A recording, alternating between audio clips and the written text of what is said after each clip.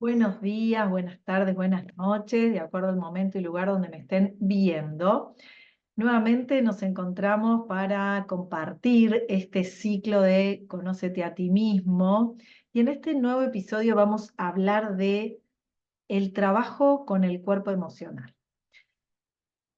Sabemos que es importante para nuestro autoconocimiento distinguir entre, por ejemplo, perturbaciones emocionales o mentales.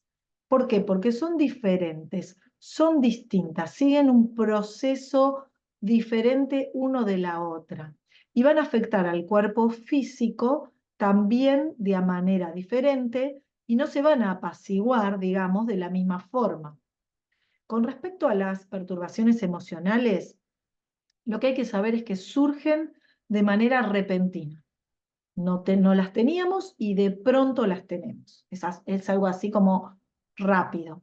Por ejemplo, no sé, estamos tranquilos en nuestra casa y de pronto recibimos un llamado que no sé, un familiar nuestro tuvo un accidente, chocó y bueno, es algo repentino que nuestro mundo emocional estaba en calma y de pronto se altera. Sin embargo, y en contraste, las perturbaciones mentales siguen un proceso de complicación progresiva. O sea, es un tema que empieza a dar vuelta en la cabeza, un tema que nos preocupa y da vueltas, cada vez más lío, cada vez mayor turbulencia, ¿no? Es algo no repentino, sino progresivo. Por ejemplo, no sé, nos enteramos que alguno de nuestros hijos se está por separar, entonces, bueno, nos afecta la noticia, pero a medida que van pasando los días, vamos como pensando en el tema y entonces imaginamos, bueno, pero ahora, si es el caso de mi hija que se separa del marido, por ejemplo, bueno, ¿qué va a hacer? ¿Cómo se las va a arreglar? ¿Cómo van a hacer con los chicos? ¿Cómo va a afectar esto a mis nietos? ¿Cómo va a hacer que ella se pueda mantener? ¿Va a vivir en el mismo lugar? ¿Se va a mudar? Ven como de pronto vamos teniendo así como, uy, nos vamos enrollando, como solemos llamar. Ambas turbulencias, tanto la emocional como la mental, se van a manifestar en el cuerpo físico de forma diferente. Las emocionales, a través del cuerpo etéreo, van a tener un impacto, por ejemplo, en la zona del alto tórax, eh, o en la zona del tórax bajo o plexo solar. Cuando es en el alto tórax, ahí el efecto es como de presión, ¿no? Encerraría el corazón y los pulmones y se manifiesta como ansiedad, dificultad para respirar, alteración del ritmo cardíaco. Y cuando es en el bajo tórax, que digamos sería desde el ombligo hasta el corazón, ahí la manifestación es como una presión en el estómago. Vieron que también otra expresión de la ansiedad es como tener úlceras en el estómago, ¿no? O se puede desencadenar en una úlcera.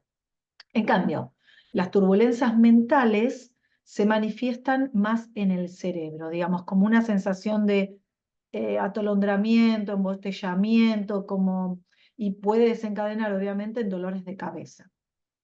Otra manifestación muy común de estas turbulencias, tanto mentales como emocionales, puede ser una sensación de taponamiento en la garganta, que a veces puede incluso afectar lo que es el habla.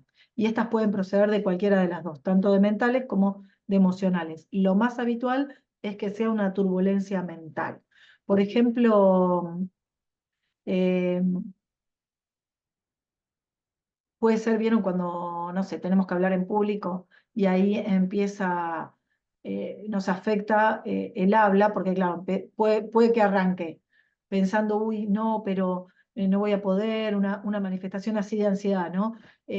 Pensamiento de inseguridad, de incapacidad, entonces después se desencadena en la emocional en donde voy teniendo ansiedad por esto que tengo que hacer, o al revés.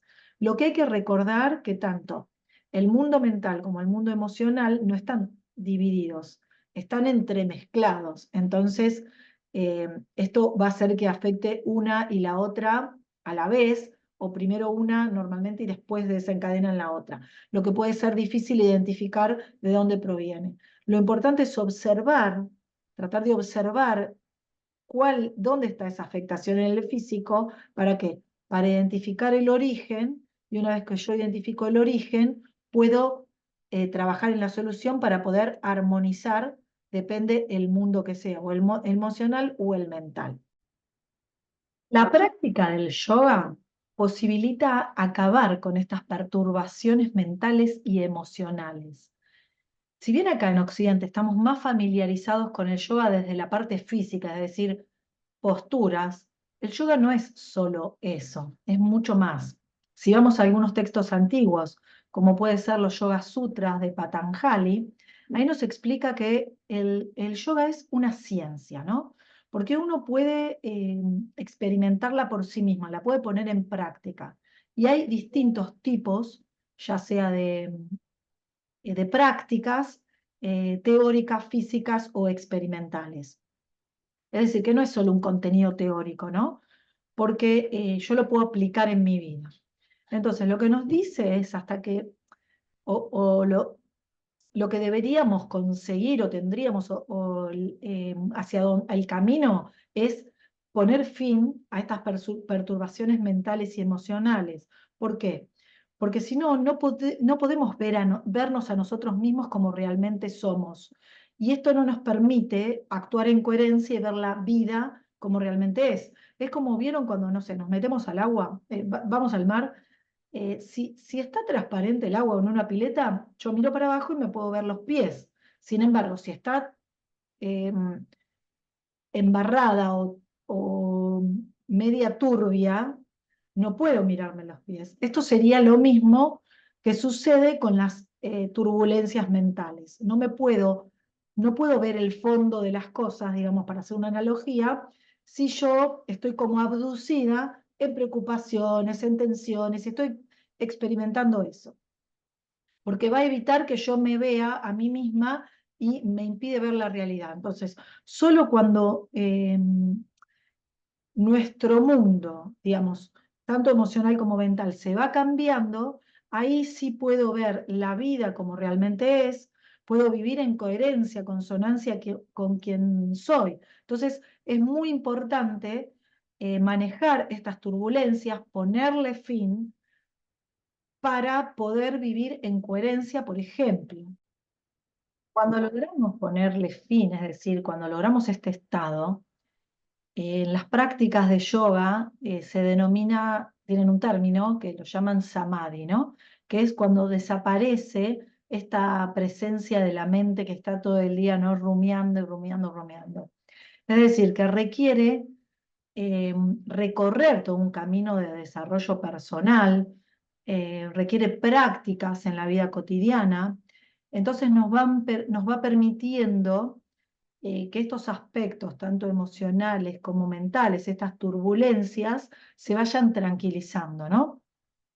Y va a tener que ver con nuestro desarrollo personal, con nuestra evolución en conciencia y con nuestra también evolución espiritual. Es algo sumamente profundo, aunque parezca muy físico, muy terrenal, que tiene que ver con el mundo de las emociones y de los sentimientos. Entonces, las emociones pueden ser emociones, las podemos dividir si queremos en emociones inferiores y en emociones superiores. Las que son inferiores tienen muy mala prensa en este mundo espiritual, ¿no? Pero son muy importantes porque cumplen un papel, digamos, en este proceso evolutivo, porque nos impulsa a sumergirnos en lo material, ¿no?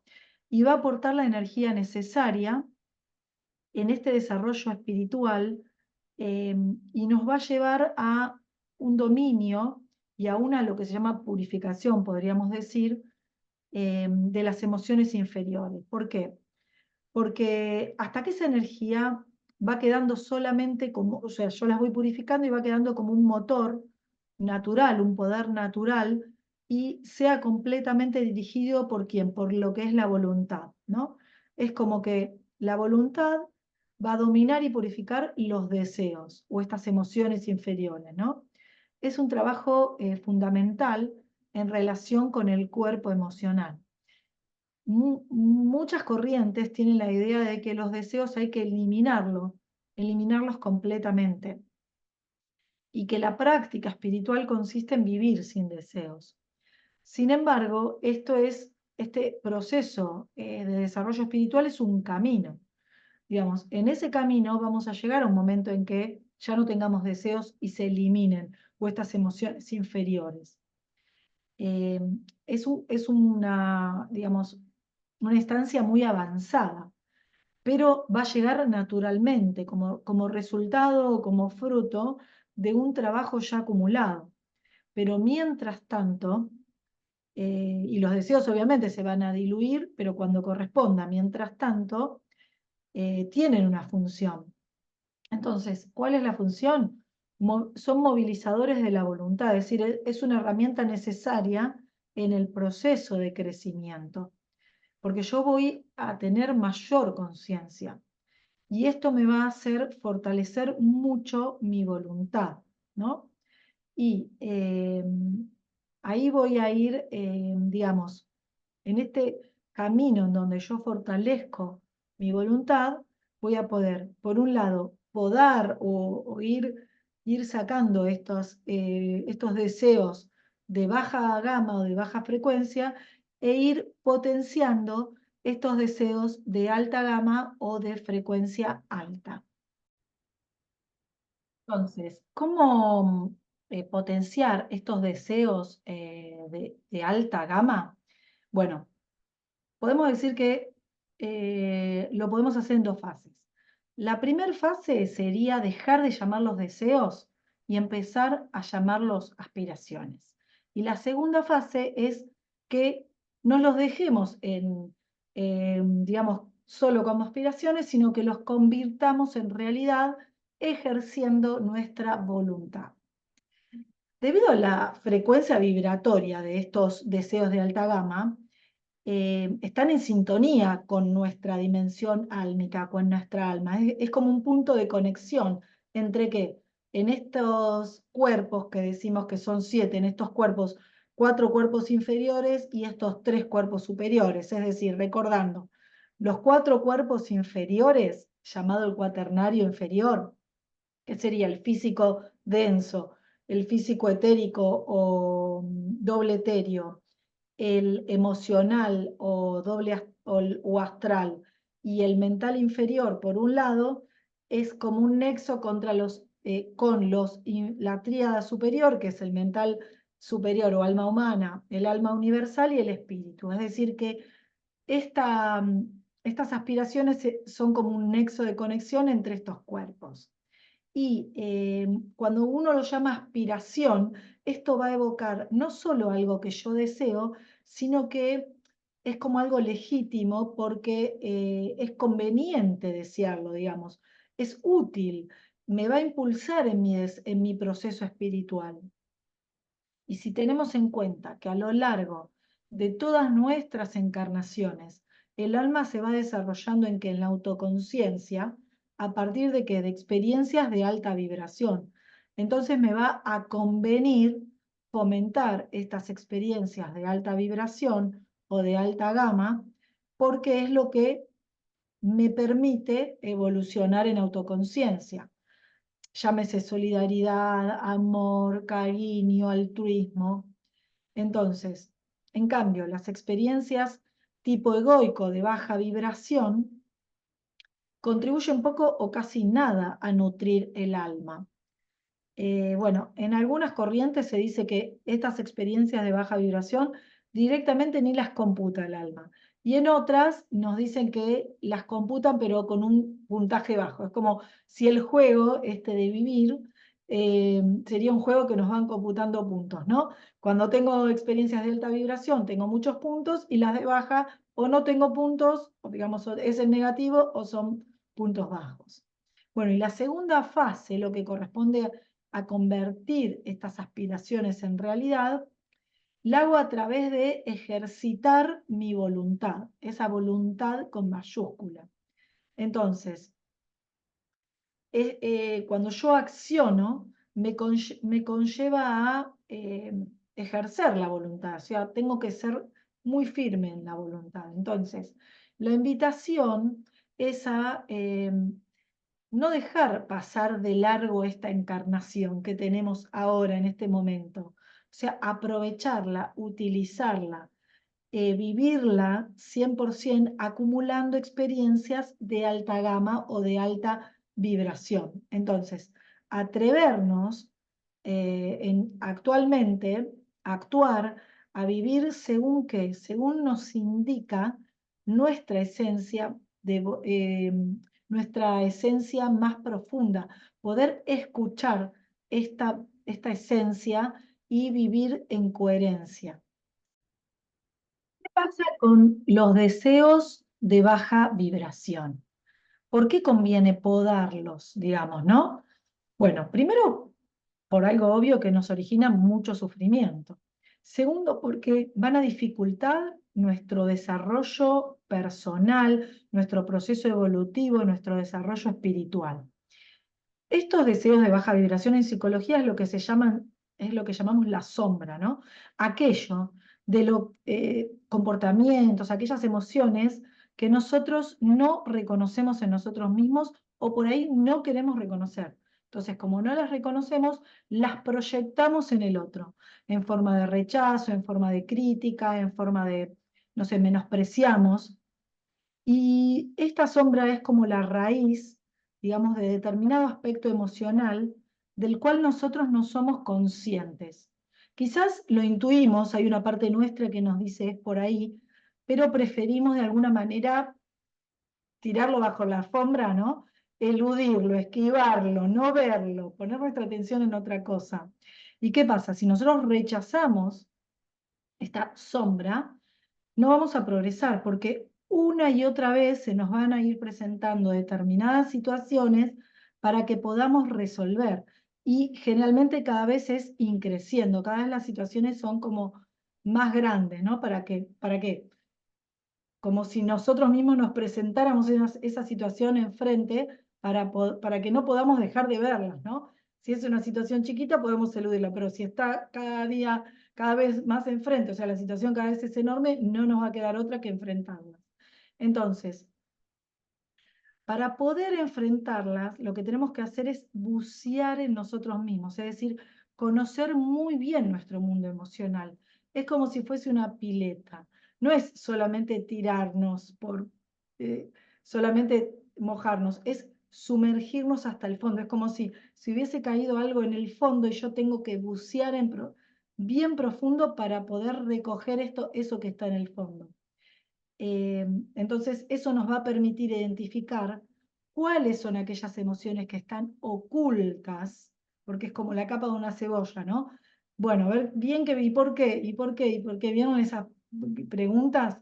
Porque por ahí hay algo en la superficie. Entonces, si yo me quedo con la superficie, quizás no identifique cuál es el origen, cuál es la raíz de este comportamiento, ¿no? Entonces, cuando yo lo identifico, no rechazarlo, sino sentirlo, abrazarlo, y en el comportamiento de aceptarlo es cuando se empieza a revelar esa luz que habita en el interior de la sombra, porque yo lo estoy aceptando de alguna manera, y ahí es cuando recién puedo empezar o puede empezar a disolverse. Por lo general no nos gusta bucear en nuestro interior, nos parece algo muy desagradable porque también nos trae mucho sufrimiento, pero de alguna manera es imprescindible hacerlo si estamos en este camino de desarrollo espiritual, desarrollo personal, en este camino de evolución constante y permanente. Porque el desconocimiento que nosotros tenemos de nuestro mundo emocional nos afecta en lo cotidiano, en el día a día. O sea, ¿qué va a pasar? Vamos a empezar a justificar comportamientos, poner excusas, dar explicaciones a comportamientos de otros, en donde sin este debido autoconocimiento empezamos a distorsionar, digamos, lo que sucede en la realidad, y esta distorsión puede ser muchas veces fuente de conflicto. Entonces, para poder o empezar a eliminar estos deseos de baja vibración, es también otra manera en identificar bien cuáles son las actitudes y los comportamientos que estoy teniendo, ¿no? Entonces, empezar a decidir cuáles son esas actitudes y comportamientos que quiero potenciar y cuáles son esas actitudes y comportamientos que quiero empezar a disminuir hasta lograr que en algún momento se disuelvan, ¿no?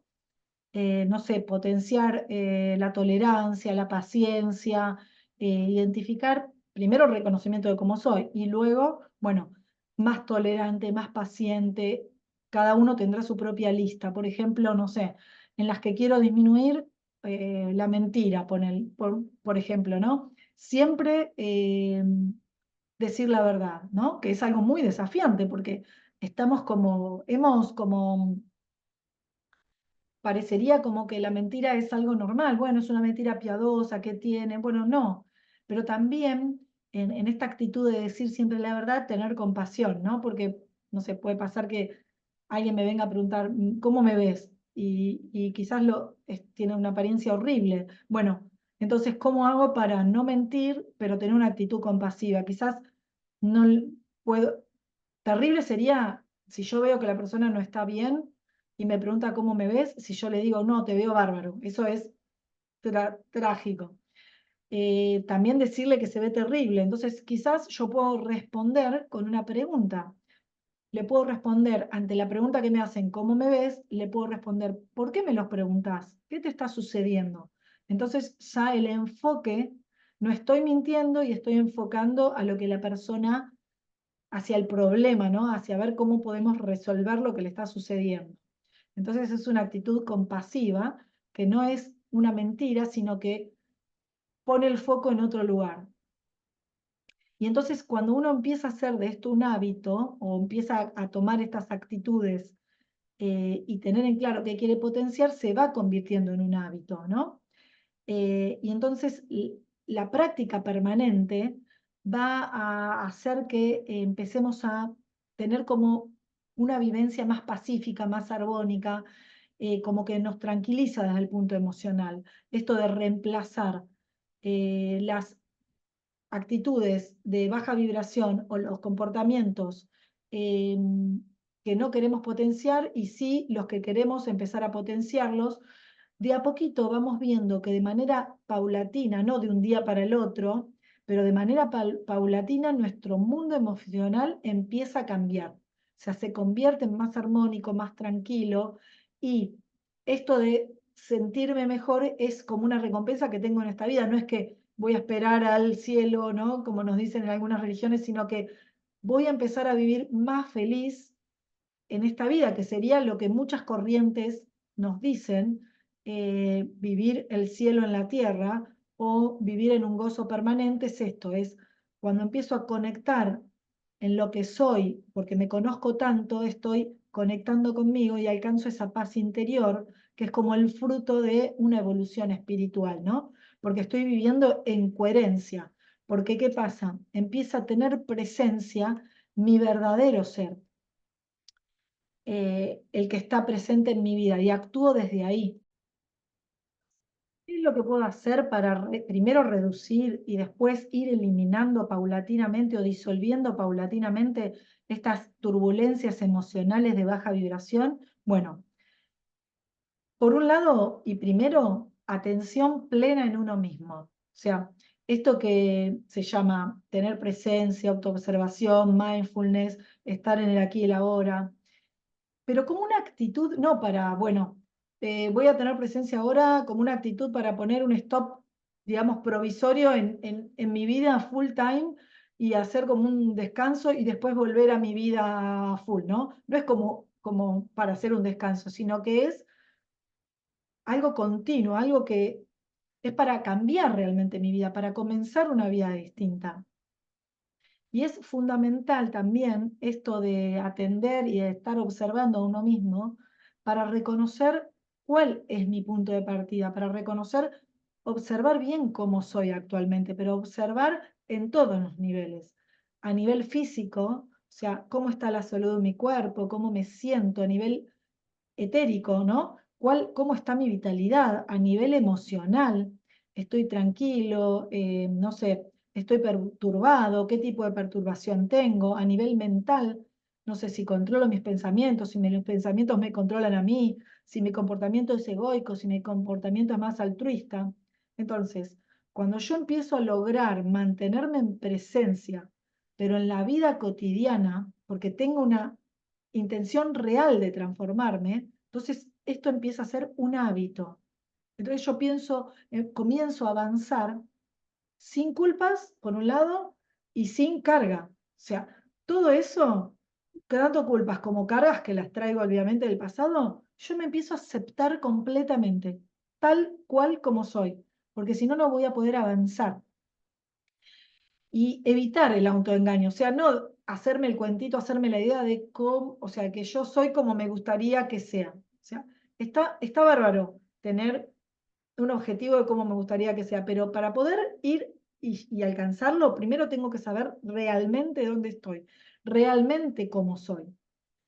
Me tengo que dar cuenta de eso, porque no sirve de nada si yo quiero hacer una carrera de 100 metros, decir que estoy en el punto 90 cuando estoy en realidad en el punto 1. No voy a poder tomar, digamos, las herramientas o hacer la estrategia necesaria, no va a ser la misma si estoy en el 90 a 10 metros del 100 que si estoy en el punto 1 que me faltan prácticamente 90 metros. Yo tomo conciencia real de cómo soy y lo acepto completamente, ahí puedo empezar a transformarlo, ¿no? Y tener la paciencia necesaria porque el cambio va a ser paulatino y va a ocurrir, pero no va a ser de un día para el otro.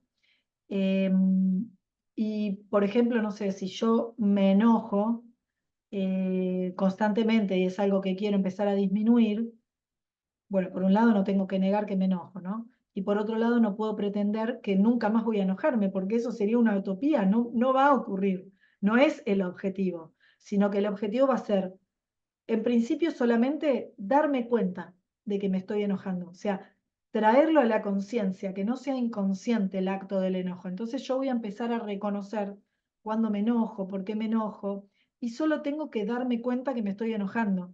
Entonces yo empiezo a identificar cuáles son las cosas que me enojan, por qué me enojan, y entonces eso está profundizando en mi autoconocimiento. Y lo que va a empezar a ocurrir con el solo hecho yo de darme cuenta, o sea, de estar observando ese enojo, es que cada vez voy a tardar más en enojarme, o sea, la frecuencia de mis enojos va a ser mayor y el enojo se va a ir más rápido cada vez. Eso es lo que va a empezar a ocurrir cuando yo le voy a prestar atención y voy a aceptar el enojo sin querer autoengañarme o decir que no lo voy a, digamos, no va a ocurrir nunca más. Y el segundo tip para empezar a disminuir y finalmente disolver estas turbulencias de baja vibración es tener en claro dónde voy, ¿no?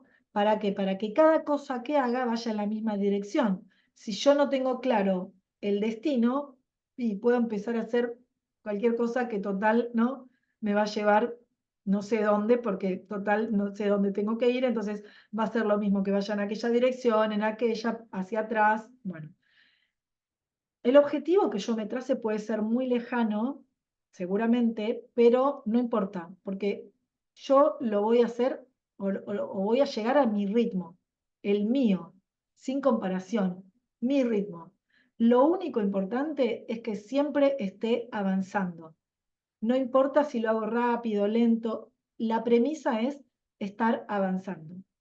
Obviamente que el destino ideal y el que todos seguramente compartimos es vivir realmente a quienes somos, ¿no? Estar en coherencia con esta esencia divina, o sea, buscar encontrar esa coherencia, porque esa es la verdadera transformación, ¿no?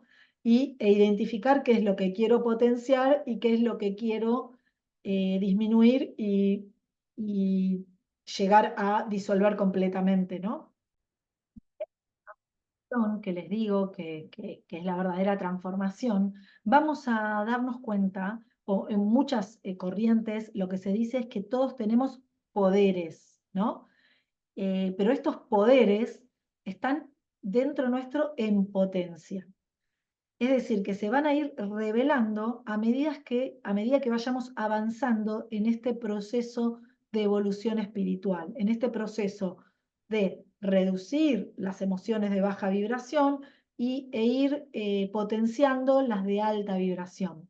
Entonces, este proceso no es con atajos, digamos. O sea, no es que yo tengo que centrarme en desarrollar mis poderes, no sé, de clarividencia, del que sea, no.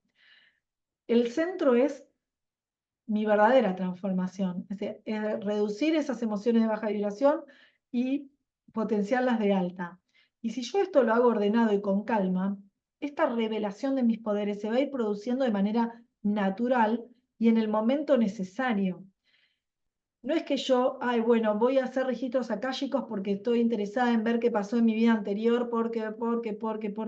¿Qué pasa? Si yo no tengo la conciencia necesaria para poder procesar esa información que puedo recibir de mi vida pasada, puede llegar a ser un desastre, digamos, a nivel psiquis, me puede quebrar la psiquis, me puede realmente producir mucha turbulencia.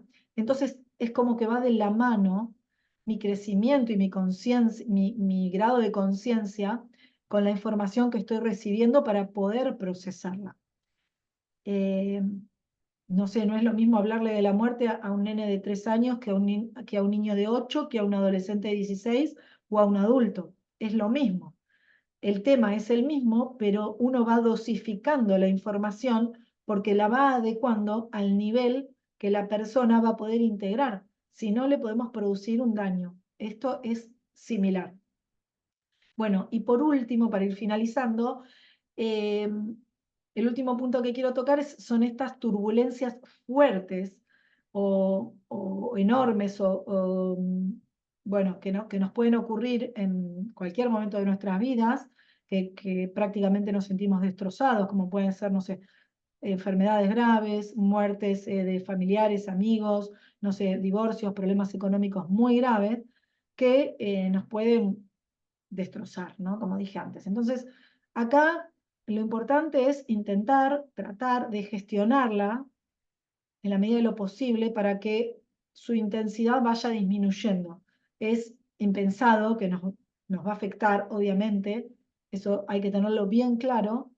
Y también otro punto que es pedir apoyo externo. Muchas veces no podemos gestionar estas turbulencias grandes solos, sino que hay que recurrir a un terapeuta, no sé, a un psicólogo, a otra persona que haya pasado por lo mismo que nos está sucediendo. Entonces vamos a ir viendo que con el transcurso del tiempo va disminuyendo su intensidad. Aceptarlas y utilizarlas también como factor de impulso para continuar nuestra evolución.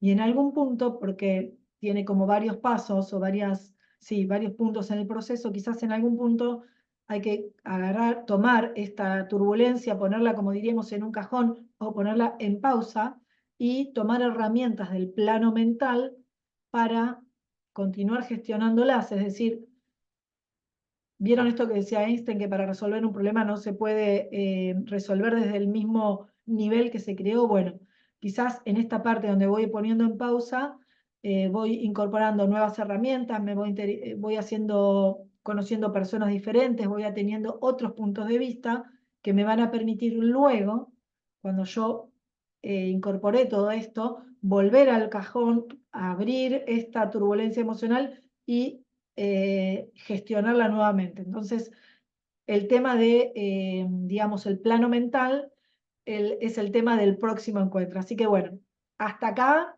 con este tema maravilloso. Muchísimas gracias por acompañarme. Realmente fue un poquito más extenso que el resto, pero tiene mucho, mucho para conversar, para explorar, para eh, desmenuzar, diría. Así que bueno, muchísimas gracias por acompañarme, gracias por todo y que tengan una excelente jornada. Nos estamos viendo en nuestro próximo encuentro de este ciclo. Conócete a ti mismo. Chau, chau.